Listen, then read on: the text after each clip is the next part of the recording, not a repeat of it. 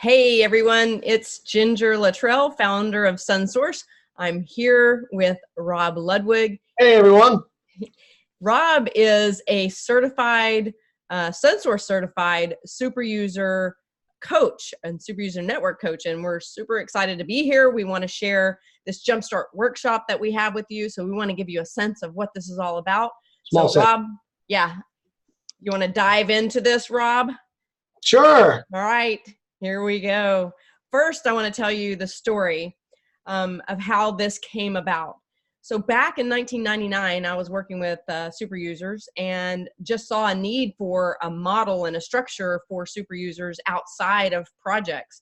And so I developed this model around it. And fast forward today, it won a couple of President's Awards. And I co-authored a book, the very first book, facing squarely at super user network. So we highlighted that model in the book. And from that, we started realizing we needed to have certified coaches. So Rob is a certified coach in this. And then from there came the Jumpstart workshop to give people exposure to this.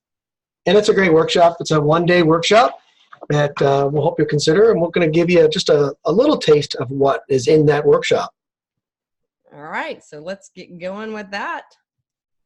All right, so Rob, you want to give them a quick summary of this? Yeah, there are 4 phases that this is broken out to, and none of these phases are optional. We start with the foundation phase, which is actually building the business case for the super user network, and then we've got the framework, which is essentially the bricks and mortar that make the super user network what it is. We move to a build and improve phase. And each one of these are very detailed in the workshop. We cover several activities that each one of these phases include. And we'll probably should go through a few of those, Ginger, just to show what they get in the workshop. Yeah, most definitely, because we have so much packed into this one day. It's amazing we can even accomplish all that. It's a ton packed in there. And so, yeah, Rob, we've got a couple of bullets, actually a bullet on each one of these. So you want to run through these? Sure. Sure. Right. Well, the foundation is the why. Why do we do this? What's the reason that we're building the super user network? We'll talk about why there needs to be a well-researched approach, and we need to have the support of a strong executive sponsor. Each one of these things are critical very early on in the foundation phase. And then in the framework phase, we really focus on right-sized communication, the right message at the right time to the right people. We say it's much more than just creating a list of super users. We tell you how to do that, and then we also tell you how to do an awesome kickoff for the build phase. Yeah, and I think too in there, Rob, I'm going to add that part of what people come out of that workshop with is realizing it's not necessarily what meets the eye. Some of the norms that we've had in the past, they don't actually fit well. And so you have to rethink some of the ways that you've done things. And we definitely uncover those pieces within the workshop. I think it's interesting is, we spend probably most of the morning going through those first 2 phases. And so we're not even into the build phase until after lunch. And there's a reason for that. I know you like to use the phrase slow down to speed up. And there's a tendency to want to accelerate into, well, let's just identify these people. Let's kick this thing off and start it. But really, your best chance of success is by making sure you have everything in place first before you get to that kickoff. But once you do, we want to make sure that what you build is built to last. So the who and the how, what's the value back to your organization, making sure we have a clear focus on what the goals of the super user network are, and of course, you can't do this alone. So you have to have great partnerships with your COEs and with the executive team.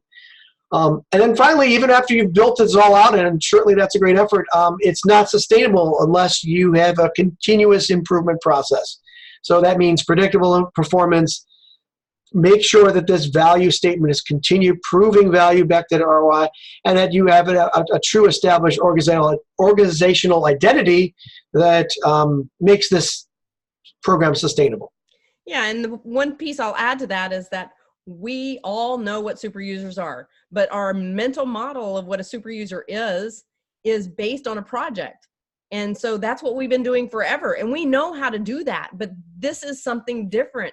It is taking it and making sure that what you've built within a project actually sustains and becomes project agnostic, yet project ready, and so much more. Let's take a look at some of these phases in detail. We won't have time to cover all this, but just to give you a flavor for what you would actually get to experience in a workshop, we'll start with foundation. And let's talk about business drivers, because that's what we'll start with. You'll see that we've got 5 different activities that we cover in the workshop. Business drivers, the research that you do on those business drivers, what are the companies doing, the selection of an executive sponsor and their relationship to the super user leader, the approach decision as you're getting ready to go for approval, and finally your relationship with program leadership. All these are deeply discussed in the workshop. We'll only cover a couple of them here. What should we start with? Yeah, and so I want to add into that who is this workshop for? You know, if you think about super user networks that are out there, there are super user networks in all different stages. You might have a company that they're just exploring, should they do this? And you might have a company that already has one and they think their super user network is in really great shape. Well, I can tell you from my experience, this workshop is built around realizing that there are so many missing pieces to super user networks right now. So even if you have a super user network in place and you're running, you know, you think you're running well, this workshop is still for you, because I guarantee there are pieces in here that either you haven't considered or you need to strengthen those pieces up. So just wanted to make the statement that this workshop is literally for everyone. I feel like every company that has business processes should have somebody coming into this workshop. You know, to that point, even if you've already have an established super user network, this is for you, right? This is not, I mean, certainly it's great if you're just starting out, but you're right. Nobody has figured out all these steps. At least we haven't run across anyone that just fell into this. And so you're going to want to sit down and learn about all these different steps. I like to cover business drivers because I think step 1, phase 1, this is where we start, isn't it? Oh gosh, yes. And this one, if I look back on my 20 plus years in this space, almost everyone is missing business drivers, because a lot of super user networks evolved out of a project sort of by default. It came into existence, and there was never any real eye on, do I need to have business drivers? And the answer is yes, yes, yes. And we talk about why and the importance of that, and also how that lives with the program long term. So yes, business drivers are so important. All right. So now with business driver, I think we want to give you a sense for the exercises that we cover in the workshop. So we have a few exercises built into this, and because business drivers are so important, we go through a good exercise of helping all of the workshop participants identify what they believe are business drivers for their super user network, and then to start pulling out some data to support those business drivers. Anything to add to that, Rob? No, I just think that these exercises are a really important part of our program. The Jumpstart program is very interactive, so we're not just lecturing, but we're engaging you.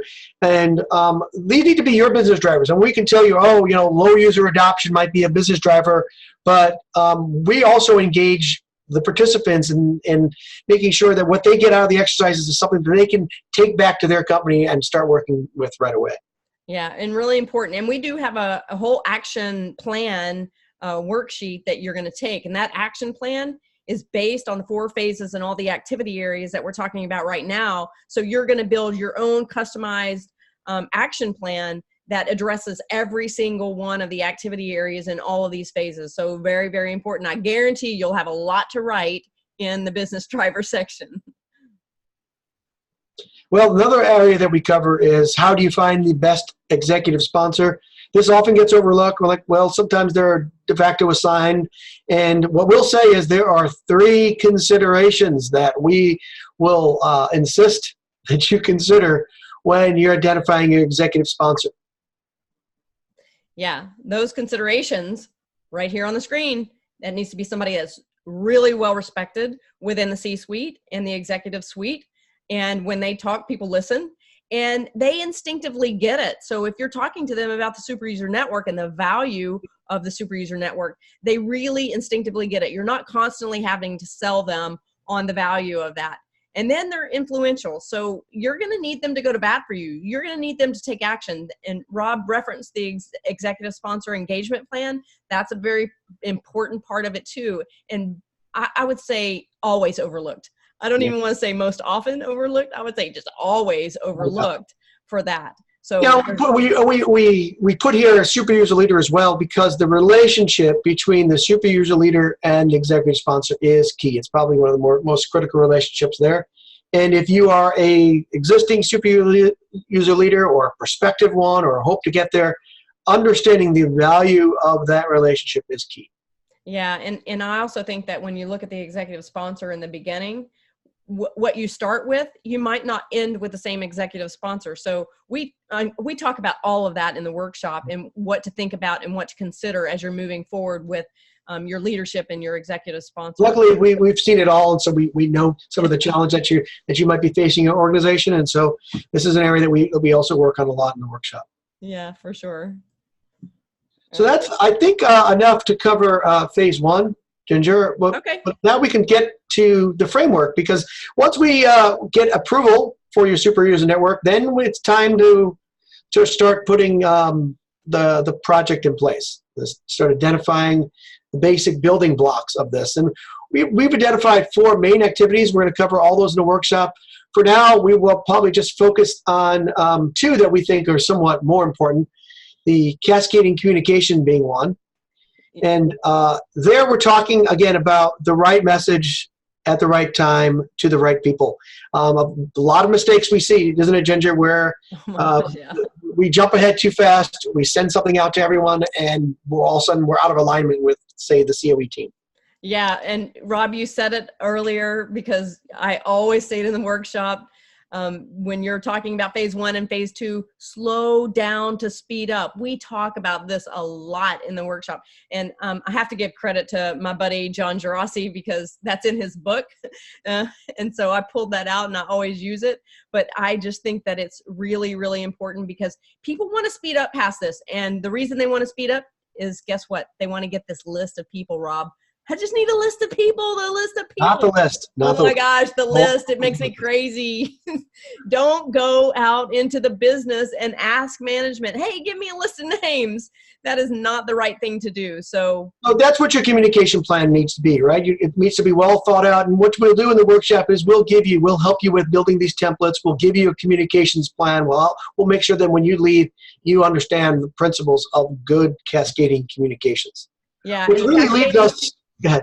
Yeah, the cascading communication, that's another one of those areas that isn't as intuitive as it seems. So it's not just a top-down blanket organization with communications. There's really a lot of work that goes into this, and we uncover all that work, and the way that you actually tee this communication up is really, really important.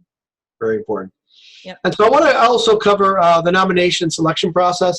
This is something that all of our attendees really need a lot of help with, is how do we identify the stakeholders? What are the key components? I think this is a great slide here, Ginger.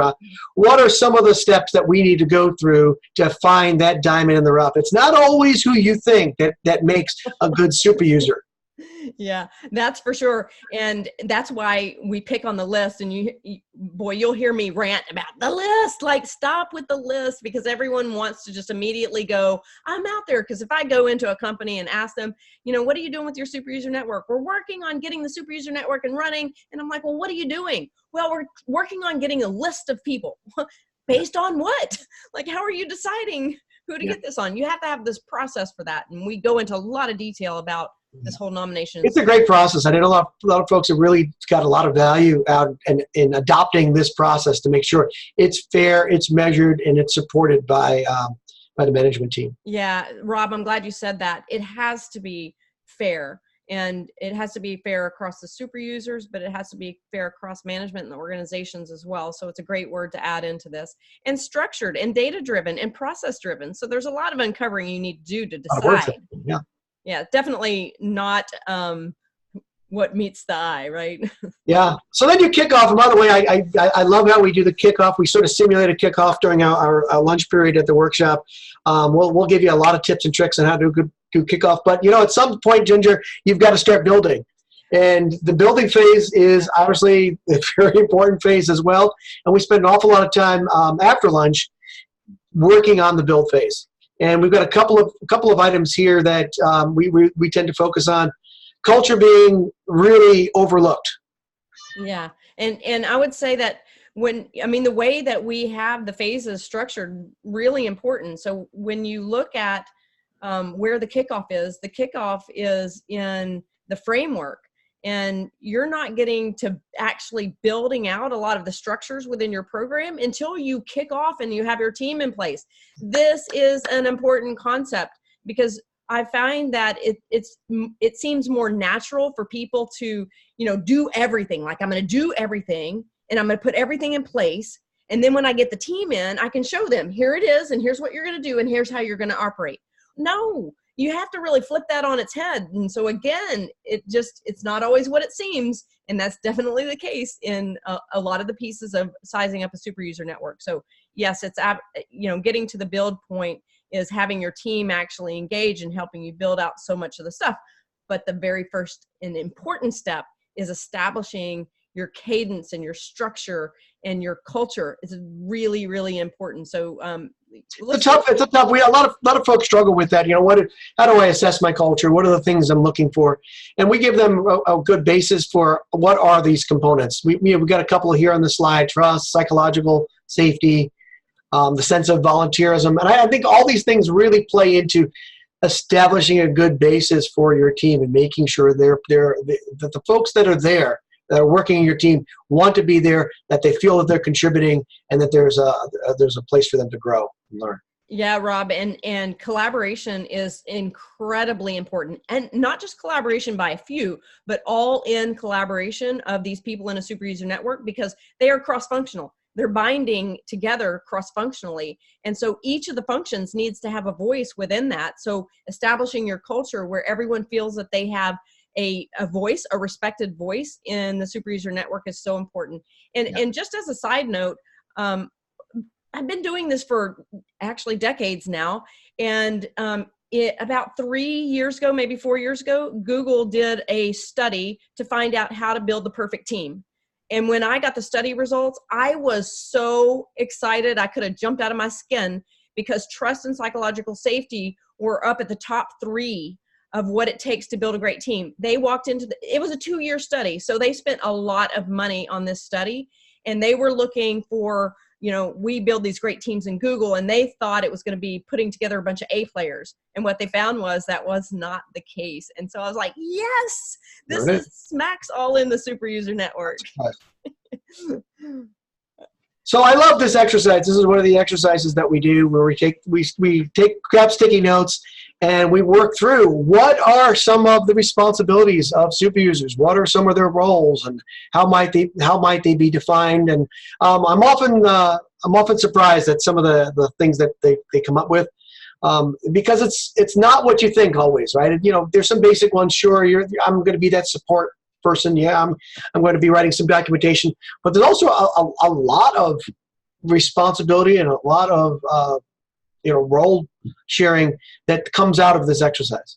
Yeah, I really love it as well, and it speaks to structure. So in this activity, we're really starting to get a sense for the structure that you should have in your super user network. And I think I said it early on that, there are some key pieces that I always find missing in super user networks, and structure is one of those things. And there are some key symptoms that you can listen for and watch for that tell you that you're probably missing structure within your super user network.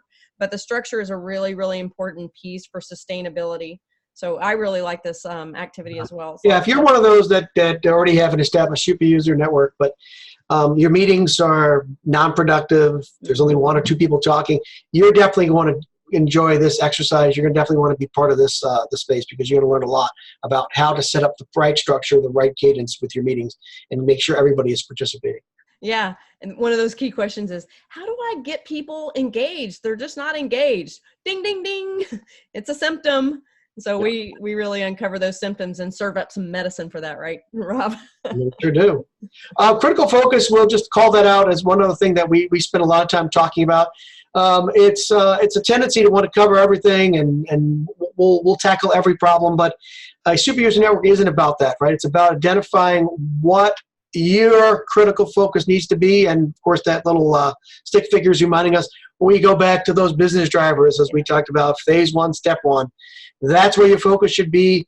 That's what the directive of the super user network needs to be, and we really help you focus in on what are those critical elements that make your network unique.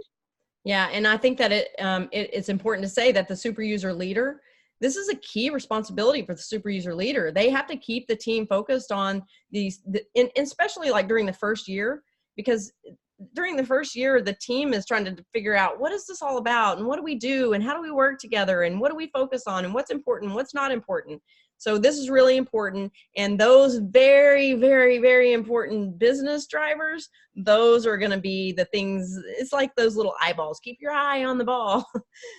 Those are going to help you out a lot. So we definitely carry those forward. Like I said earlier, you carry those forward through your super user network. You don't ever let go of those business drivers.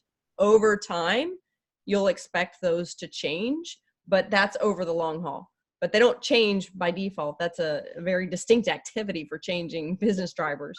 Think conversation with executive sponsor.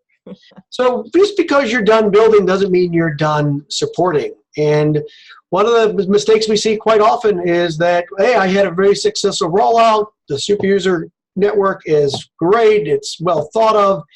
And then it withers and dies because there isn't any ongoing improvement. So we go through each of 4 distinct activities with some workshops here as well to make sure that this is a sustainable program. So whether it's operational stability, the focus again on what is business impact through KPIs and a return on investment calculation, through an organizational position, through ongoing recruiting, onboarding, and then finally the assessment. All important parts of a sustainable super network, isn't it? Yeah, and I think it's worth saying that the majority by far of super user networks right now are not in phase 4. So we are very early in the market of super user networks as a whole in the type of super user, in how we define super user network. And so you're really looking at very, very few that are touching in any of the areas of phase 4 in a really repeatable, sustainable, and maturing way. And That's right. so, and if you think if you think you're done, I'd focus on that last item there, the maturity model assessment. We actually have an assessment that we go through, basically saying, all right, where do we stand relative to this model? Where do we score relative to this model? I think you have an example there on what this assessment program. Now this is a separate engagement for us, but we're really excited to sort of present a data-driven method for understanding where you stand in the maturity, whether it's in the projects area, whether it's in the governance area. It's a really soup to nuts analysis of the super user network and where they are in each of these areas, isn't it? Yeah, it's really great. I mean, there are a whole series of questions. So it really explores the maturity model, and having a maturity model is a very important piece of us being able to get programs into that phase 4. And the way you get into the phase 4 is making sure that you're shoring up, because Rob said it earlier, you can't jump from one phase to the next. They all build. So if you know anything about maturity models, you know that you can't jump phases. You have to address all of the activities and all the primary elements in one phase to go to the next phase. And so you might have elements great in 2 and some really great in 3, but you're missing some keys in 1, and you've got to go shore those up. So the maturity model assessment really helps to uncover that. And what I like about it is it's an objective assessment, right? It's focusing on all areas of the model, identifying your gaps against that model so that you can bring this up to your executive team and saying, all right, this is our score, this is where we need to improve, and this is what the business impact will be if we can make those improvements. So it's a real good comprehensive analysis of where you are today, and then we present it as one of the final steps is, in this Jumpstart workshop. Yeah, awesome. All right. Well, we're about to come to our close in time here, giving everyone a briefing of what's to come and hopefully getting you super excited about this one-day Jumpstart workshop. It really, Rob, is an intro into the SUNsource SUPERmodel, right? Oh, of course. I mean, if you see, there are over 100 pieces of content within the SUPERmodel. There's no way we could cover all of this in one day. But we think with this Jumpstart, it's really an introduction to the SUPERmodel. It's part of probably step one in the SUPERmodel workshop series, where we cover much more in depth some of these other components. But if you're truly interested in getting your company on the right step toward a sustainable super user model, this is the place you want to start, is this workshop. Yeah, absolutely. And I would tell everyone, don't do it alone. I mean, what it reminds me, if someone wants to do it alone, what it reminds me of is me calling someone and saying, hey, I heard you're going to get a new ERP system. And they say, yeah. And I'm like, well, which one are you going to get? And they're like, oh, we're going to build our own.